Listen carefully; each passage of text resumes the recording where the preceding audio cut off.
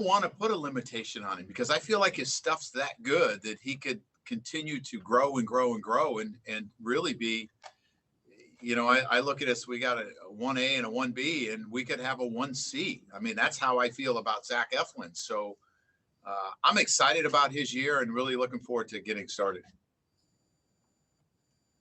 We'll go to Matt Breen next. Hey, Joe.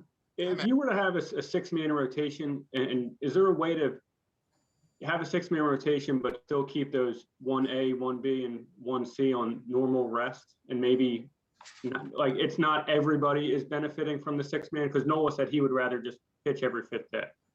Yeah, I think you could. It becomes tricky, and some guys are going to go a long time between the starts. And I know there's been a lot of talk about teams considering doing that.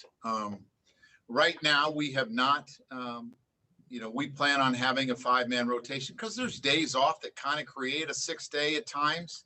But I would not be against, if we get in a long stretch and we see some fatigue in our guys, inserting a guy, for a couple times through to make it 6 so they, can kind of catch their breath a little bit and go from there.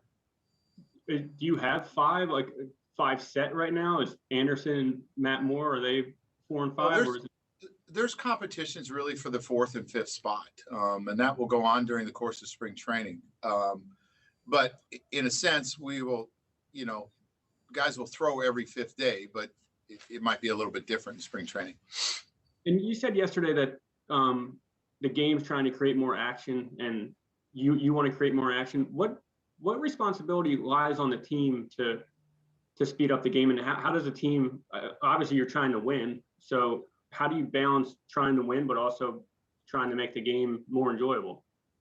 Well, I think there's, when you talk about what Major League Baseball is trying to do as an industry, it's to create more action.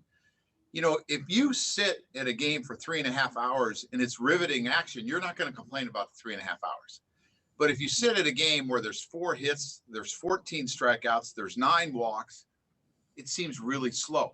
So the action is what we're trying to create. And I think it falls on all of us to try to increase that. But in saying that, I'm not going to do things that are not, you have a high risk of being successful at them. I'm not going to do things just to try to put action in it, and it's just a bad idea. I don't believe in that. We're still going to try to do the right things to win every game. But we were a club that ran some last year when there was opportunity, and we'll continue to do that. But I think Major League Baseball wants more action, less dead time in between pitches. And a lot of that dead time is there just isn't contact in the ball put in play. Are you surprised that with all those rule changes last year, the game actually was longer?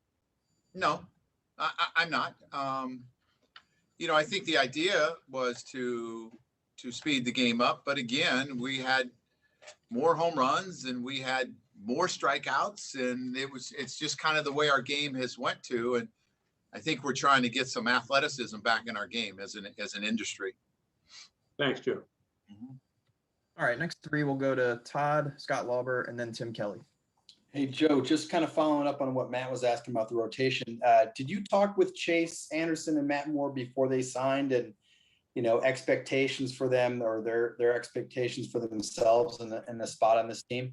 I did. I communicated with them. They were fighting for the 4th and 5th slots with, Benny and Spencer is basically what we told them. So, and they welcomed the challenge and are excited about being here. Matt threw a bullpen today. He threw a good bullpen today. I think Chase threw yesterday. You kind of get your days confused a little bit, but they understand what's in front of them and what they have to do. Now, how does Ranger fit in? I feel like he's kind of been one of those in-between guys. Is he you're more looking at him as a long man, bullpen type guy? I would say right now, Ranger's going to be somewhat behind because he's not here. And we have to deal with that too. So I would think that, had he been here on time, we probably would have built him up as a starter. But since he's not here, I don't think we'll have time to do that. Did any of those guys that weren't here, anybody arrive of the guys you previously mentioned having visa issues? Are they still? They're still out. I think I mentioned 5 guys, right? Yeah, I think so. Yeah, they're all still out. Okay, thanks, Joe. Hey, Joe. Do you have any nervousness or apprehension about pitchers having to hit again after going a full year without doing it? And what are your instructions to pitchers? Would you be inclined to tell them like, hey, look at 3 strikes if you have to, just don't do anything that's going to get yourself in trouble if you have to, do something that you're not accustomed to doing? Scott, if they hit last year, I'd have apprehension still, just because I don't think it's an action that they practice a ton. I think they're focused on their pitching, and you worry about them. We see mishaps when they bunt. We see mishaps when they're on the base paths. You see once in a while a ribcage strain, and you worry about that. But we'll prepare them the best they can. We have them all bunting. Everybody's bunting right now, right? Because you never know when the situation might arise. And we're trying to help them where they become proficient bunters, but they also protect themselves. We look at what happened to Max Scherzer, right? He took, one off the eye. And so, but I have apprehension, but we'll prepare them the best way we can. And along the lines of making the game, putting more action into the game, are there certain changes that you'd like to see, rules changes that would enable that to happen? Have you given that much thought into how you'd like to see the game adjusted so that that happens? Well, we've had discussions about them, and I think baseball has tried to do that. I think, for example, they took the first to third move out or third to first move out to try to increase some base running. And we've had discussions about other ways to try to get more action in the game. I'm not really allowed to share those, but I'm all for it.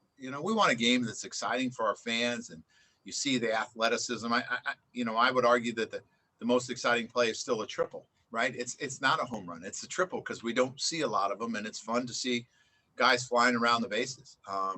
And we're hoping to bring more of that back. Hey, Joe, is Bryce going to be entering camp fully healthy? And in hindsight, how much did that back injury affect him last year? Because I know he had the month without the home run and some of the defensive numbers took a hit as well. Yeah, it definitely affected him. We're expecting him to come into camp healthy, but obviously we're going to evaluate that when we get here. And as he starts to go through everything, if we have to slow down a little bit, we have to slow down a little bit. There's plenty of time to get ready in spring training. I saw him last year and I thought he was ready within about a week of games. So we'll pace ourselves a little bit with Bryce to make sure that he clears every hurdle because, you can do everything at home. You can hit, you can throw, and you can run, but it's different when you're on spikes and you're in a baseball field and the intensity is up. So it's something that I will keep a watchful eye on. I know Paul, our trainer, has kept a watchful eye on Bryce, and we'll have to make sure that we keep him as strong as possible.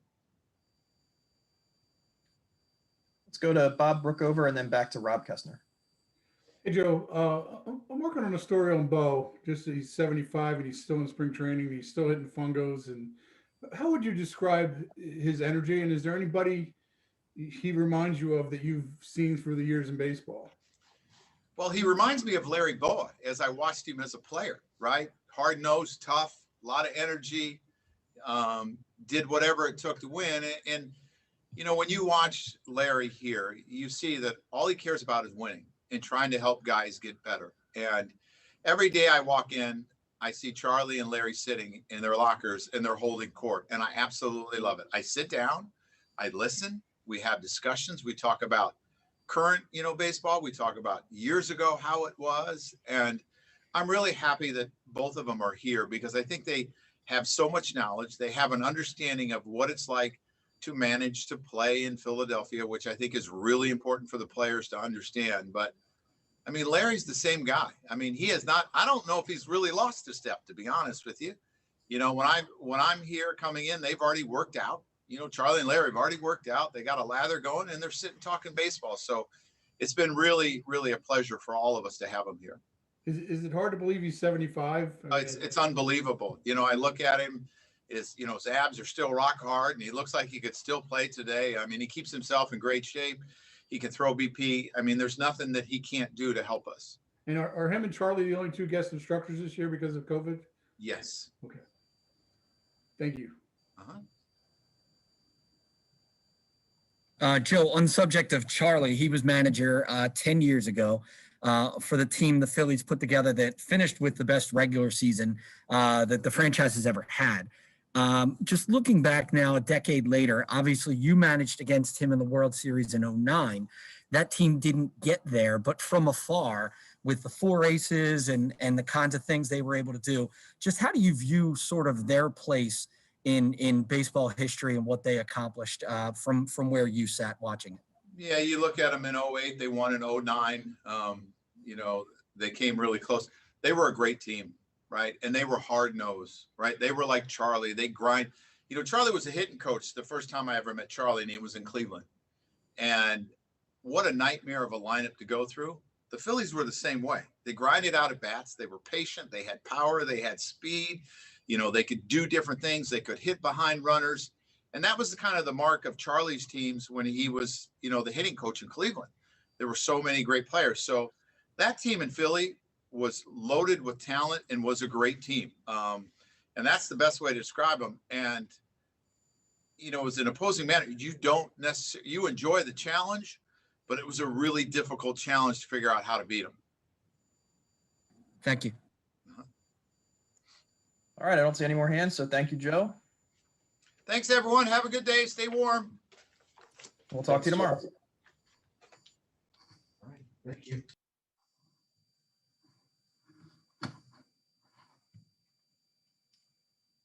And as I mentioned before, we'll have Zach Eflin for you guys momentarily.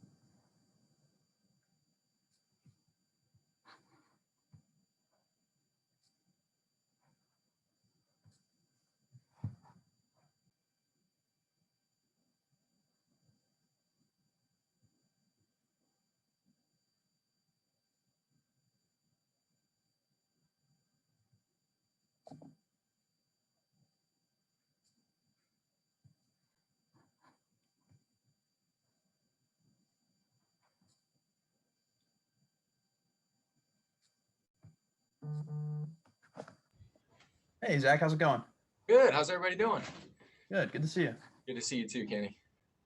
All right, guys, same thing. Raise your hands if you have a question for Zach.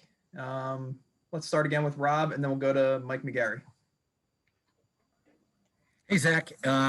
So we were just talking to Joe about what his expectations are for you. And, he said, and I'm paraphrasing, but he basically said, when you look at the top of a rotation, a lot of people will say we have a 1A and a 1B. And I want Zach to look at himself as a 1C, right, with those guys. Is that sort of where you want to get to? And as you view what your ceiling is, how do you view that?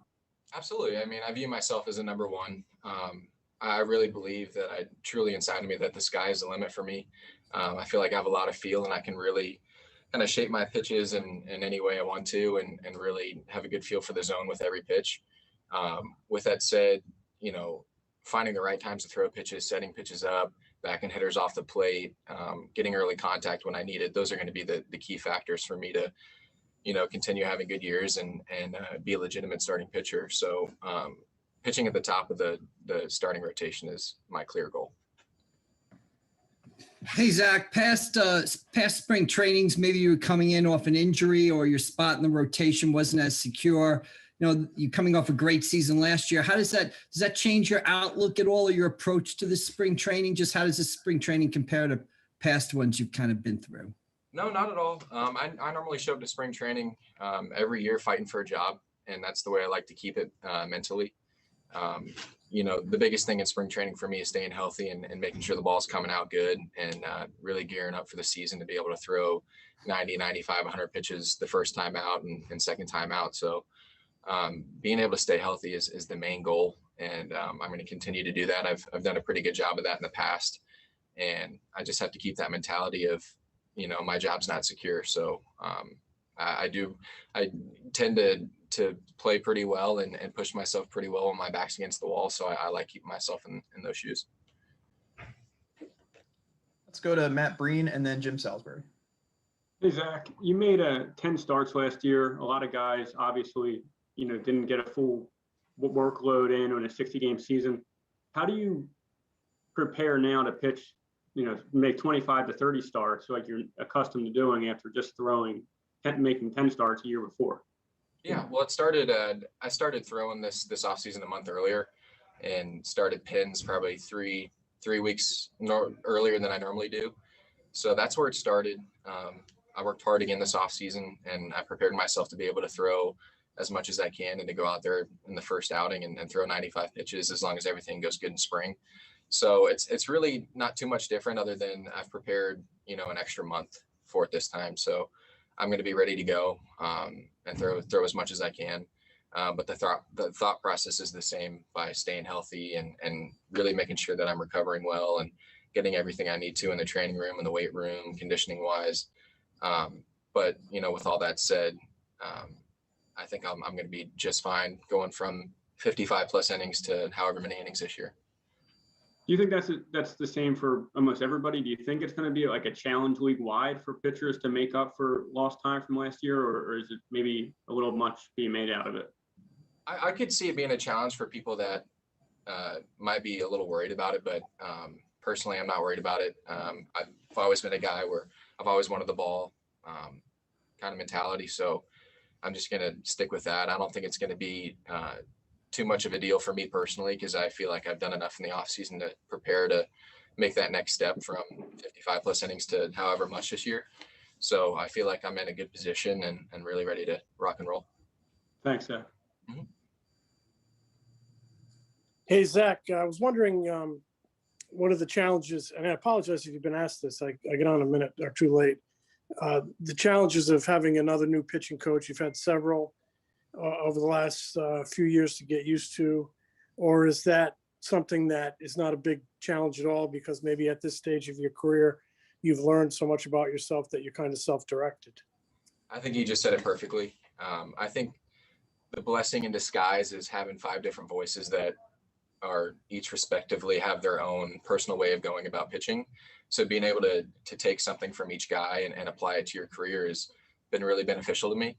I've learned in so many ways how to sequence pitches, how, to trust my abilities, to trust my pitches, to, all over the spectrum of pitching.